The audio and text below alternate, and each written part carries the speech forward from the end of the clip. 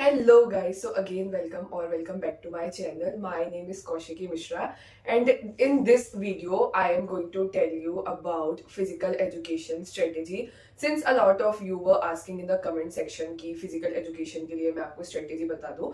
First of all I do had a physical education as my subject, but वो मेरे optional subject में था. मतलब मेरे 5 main subject थे: physics, केमिस्ट्री, मैथ्स, इंग्लिश और कंप्यूटर साइंस. ये 5 मेरे मेन सब्जेक्ट थे और एक मेरा था physical education.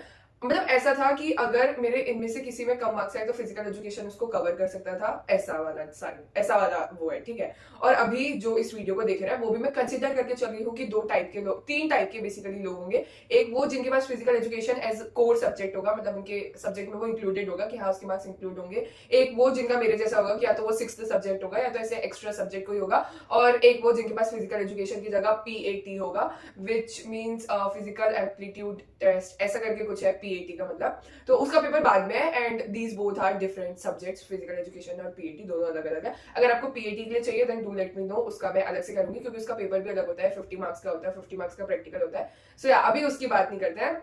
Let's stick to physical education होती है, ठीक है. तो सबसे पहले जो अब कुछ लोगों का फिजिकल एजुकेशन का अलग अलग मोटिव होगा. कुछ वो लोग होंगे जो फिजिकल एजुकेशन में इसलिए अच्छा स्कोर करना चाहते हैं क्योंकि उनके जो मेन सब्जेक्ट है जैसे फिजिक्स, केमिस्ट्री या मैथ्स हो गया, तुम्हारे उनमें मार्क्स कम आ रहे हैं या तुम्हें ऐसा लग रहा है कि उनमें मार्क्स तुम्हारे कम आ सकते हैं या उनमें तुम अच्छा स्कोर नहीं कर पाओगे, तो तुम फिजिकल एजुकेशन अच्छे से कर लो ताकि तुम्हारे एक सब्जेक्ट के मार्क्स उससे रिप्लेस हो जाए, ठीक है. ऐसा हमारे टाइम पे भी बहुत लोग ने किए थे. और एक वो होंगे जिनको पढ़ना मतलब जिनको फिजिकल एजुकेशन इतनी ज्यादा इंपॉर्टेंट नहीं है. जैसे कि मैं मेरा बताऊं तो मेरा ऐसा था कि मुझे जो मेरे बाकी के 5 सब्जेक्ट थे उनमें मुझे अच्छे से कॉन्फिडेंस था, तो मेरे लिए फिजिकल एजुकेशन उतना ज्यादा इंपॉर्टेंट नहीं था और मैंने उतना ज्यादा ध्यान देके नहीं पढ़ी थी पर उतना ज्यादा ध्यान देके नहीं पढ़ी थी क्योंकि मुझे पता था that I can score well in my other 5 subjects और उसकी वजह से मेरे परसेंटेज आ सकते हैं. बट अगर आपको थोड़ा सा भी लग रहा है कि आप बाकी के सब्जेक्ट्स में थोड़ा ऐसे कर, इंग्लिश के मार्क्स रिप्लेस नहीं होते हैं. इंग्लिश इज मस्ट, एक लैंग्वेज आपकी काउंट होती ही है और वो होती है इंग्लिश. तो इंग्लिश के मार्क्स आपके रिप्लेस नहीं होंगे. इंग्लिश आपको पढ़ना ही पड़ेगा और उसके अलावा अगर कोई और है तो उसके मार्क्स आपके रिप्लेस हो सकते हैं. सो या without any further let's start with the video.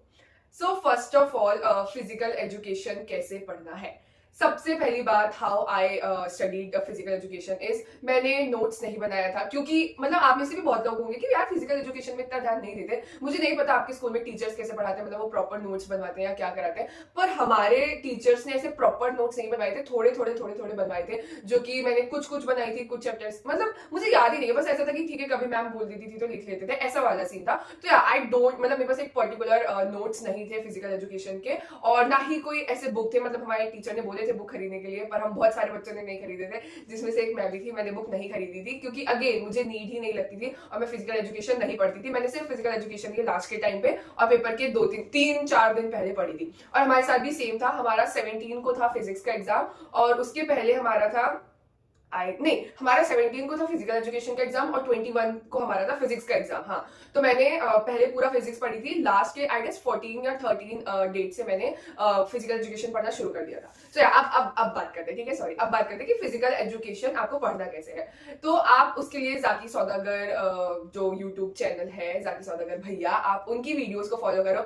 मेरा फिजिकल एजुकेशन पूरा उनकी वजह से निकला है. And let me tell you one thing, ठीक है. हमारा जो लास्ट एग्जाम फिजिकल एजुकेशन का जो पेपर था उसके बाद हम उनसे मिलने भी गए थे. हाँ, मतलब the place where I live, Chhindwara, वहां पे उनके 700 के कंप्लीट हुए थे. तो वहां पे एक उन्होंने पार्टी अरेंज किया था जिसमें वी वर इनवाइटेड. मैं केवी से हूँ तो हाँ वो आए थे और फिर हम गए भी थे, हम उनसे मिले भी थे, हमारी फोटोज भी उनके साथ. ठीक है, तो ये थोड़ा सा आउट ऑफ द कॉन्टेक्स्ट हो गया.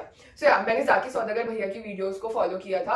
और मैंने क्यों किया था मैं पहले बता दूं, और क्यों आपको भी करना चाहिए. क्योंकि एक तो उनकी वीडियो जो न्यू सिलेबस आया है वो पूरी उस पर डिपेंड रहती है, मतलब पूरी उस सिलेबस की ही रहती है. कुछ भी आउट ऑफ सिलेबस या सिलेबस से कम कुछ भी नहीं रहता. वो प्रॉपर सिलेबस पूरा कंप्लीट कराते हैं. वो नोट्स प्रोवाइड करते हैं, या तो वो टेलीग्राम चैनल पे भी शायद नोट्स प्रोवाइड करते हैं. और मैंने तो ऐसा की थी कि जो उनके नोट्स रहते थे ना, मैं उन्हीं का स्क्रीनशॉट लेती थी और उन्हीं को पढ़ लेती थी. पर अगर आपको करना है तो आप उनके टेलीग्राम से नोट्स डाउनलोड कर लो और उसको प्रिंट करा लो. अगर आपसे ऐसी कंप्यूटर, लैपटॉप या जो भी आपका डिवाइस है आपसे उसमें पढ़ा जा रहा है तो वेल एंड गुड, उसमें पढ़ लो. वरना आप हार्ड कॉपी निकाल के उसके नोट्स पढ़ो. अगर आपके पास नोट्स नहीं है तो, अगर आपके नोट्स हैं तो ठीक है, आप उन नोट्स से पढ़ो और उनकी वीडियो लगा लो. जो वो वीडियो में बोल रहे हैं वो सुनते जाओ और अपने नोट्स से मैच करते जाओ, अपने नोट्स देखते जाओ, ठीक है. ऐसे आपको करना है, पढ़ना है. और जाकी सौदागर भैया की भी जो वीडियोस है वो बहुत ज्यादा लॉन्ग नहीं होती है. आई गेस 30 मिनट्स की होती है जो उनकी शॉर्ट वाली है, और लॉन्ग वाली आई गेस 1 घंटे की होती है. मुझे कंफर्म नहीं नहीं है, 1 घंटे की होती है। मैंने तो सारी उनकी 30 मिनट्स वाली वीडियो देखी थी, हाँ सारी 30 मिनट्स वाली देखी थी। और ऐसे करके मैंने अपने चैप्टर्स कंप्लीट कर ली थी। नोट्स के लिए जब भी मुझे पढ़ना होता था तो मैं उन्हीं के जो नोट्स थे उनके स्क्रीनशॉट लेकर रख लेती थी और फिर उसी को मैं रीड कर लेती थी, ठीक है। क्योंकि फिजिकल एजुकेशन एक ऐसा सब्जेक्ट है कि उसमें मोस्टली चीजें वो है कॉमन सेंस वाली है, जो आपको पता है, बस वो एक टर्म होती है और टर्मिनोलॉजी, वो सारी जो चीजें कि आपको आंसर में क्या यूज करना है वो देखने के लिए आपको पढ़ने की जरूरत पड़ती है। और कुछ ऐसे चैप्टर्स है जिनमें कुछ बीएमआई और कुछ कुछ सॉल्व करने का भी आया हुआ है, तो आप वो उनकी वीडियो से अच्छे से देख के समझ लेना और जो भी मेथड्स वगैरह जो भी होगा सब कर लेना, ठीक है। उनकी वीडियो से देख के मैंने जाकी सौदागर को फॉलो किया था और आई डोंट थिंक सो कि कोई ऐसा चैनल है, और अगर कोई चैनल ऐसा होता भी है फिजिकल एजुकेशन के लिए तो वो सब लोग लास्ट में वीडियो बनाना शुरू करते हैं जब ये फरवरी और ये जनवरी वाला टाइम होता है। क्यों? क्योंकि उनको पता है कि रीच मिलेगी, इसलिए वो बनाते हैं। मतलब इट्स लाइक कि वो जब टाइम आ रहा है तभी बनाते हैं, पर जाकी सौदागर भैया जो है वो through out the year physical education पढ़ाते रहते हैं और वो उसकी वीडियोस बनाते रहते हैं। तो आई विल हाईली रिकमेंड कि आप जाकी सौदागर की ही वीडियोस देखना, पूरी सिलेबस की रहती है, सही चीज पढ़ाते हैं वो और पूरा to the syllabus up to the mark होता है। उसके बाद आपको क्या करना है, अब आपने चैप्टर कंप्लीट कर लिया, आपके अभी तक भी हो गए होंगे, तो आपके चैप्टर कंप्लीट हो गए, आपका थ्योरी पढ़ के हो गया।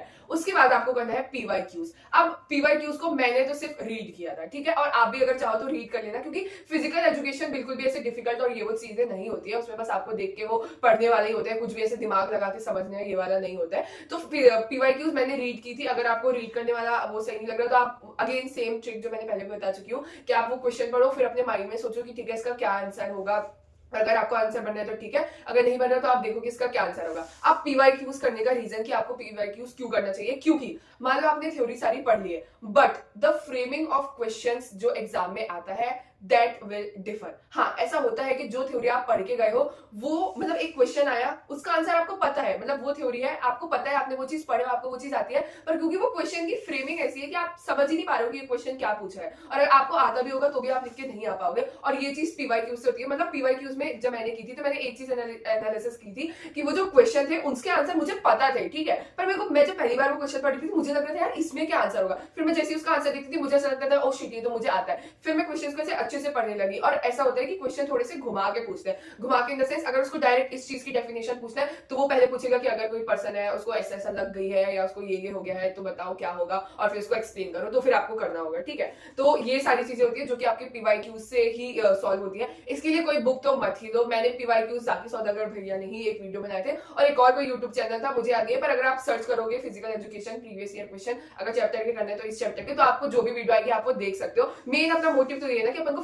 पीवाईक्यूज मिले, कहीं से भी मिले, सेल्फ स्टडी ऐप से भी आप देख सकते हो, अगर वहां पे भी पीवाईक्यूज होंगे, आप गूगल में भी डायरेक्ट सर्च कर सकते हो प्रीवियस ईयर क्वेश्चंस ऑफ ये तो उसमें भी आ जाएंगे। मेन ये है कि आपको प्रीवियस ईयर क्वेश्चंस मिलने चाहिए, ठीक है, तो आप उससे पीवाईक्यूज कर लोगे तो आपको क्वेश्चन की फ्रेमिंग और ये सारी चीजें समझ आ जाएगी।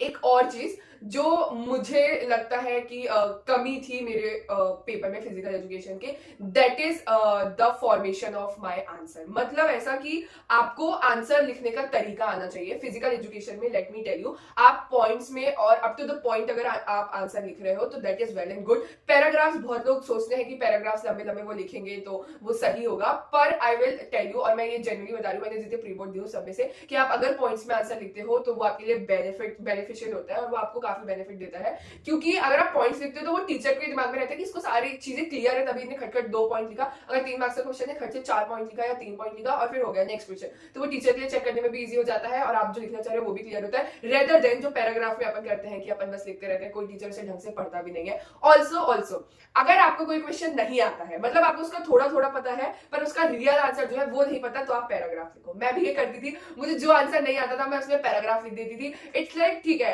क्योंकि ऐसा होता था कि कुछ पॉइंट, मान लो एक कोई क्वेश्चन है उसका मुझे 1 या 2 पॉइंट तो पता है कि हाँ ठीक है ये तो है, इसके आंसर में ये तो आते ही है, पर वो क्वेश्चन 5 मार्क्स का है, तो फिर मैं क्या करूंगी, मैं सिर्फ 2 पॉइंट से अपना काम नहीं चला सकती, तो मैं वो 2 पॉइंट्स को आंसर के स्टार्टिंग में लिखती थी, उसके बाद उन्हीं से रिलेटेड कुछ या उसके बारे में मुझे जो भी पता होता था मैं वो बाद में लिख लेती थी। तो ये थोड़ी सी ट्रिक ही कह लो कि ये ऐसा होता है कि टीचर स्टार्टिंग का पढ़ते हैं तो उसे प्रॉपर ऐसा लगता है कि आपको आता ही है, और फिर आगे का वो हल्का हल्का पड़ता है तो उसको इतना आइडिया लग जाता है, ठीक है बच्चे को पता है, तो वो मार्क्स दे देता है। तो अगर आपको क्वेश्चन नहीं पता तो गो फॉर पैराग्राफ, अगर आपको क्वेश्चन पता है देन गो फॉर पॉइंट्स लिखो। पढ़ना कैसे है, जाकी सौदागर भैया की वीडियो देख लो, नोट्स के लिए उन्हीं के नोट्स का या तो स्क्रीनशॉट ले लो या तो नोट्स डाउनलोड कर लो और पीडीएफ से पढ़ो या तो फिर उसकी हार्ड कॉपी निकलवा लो।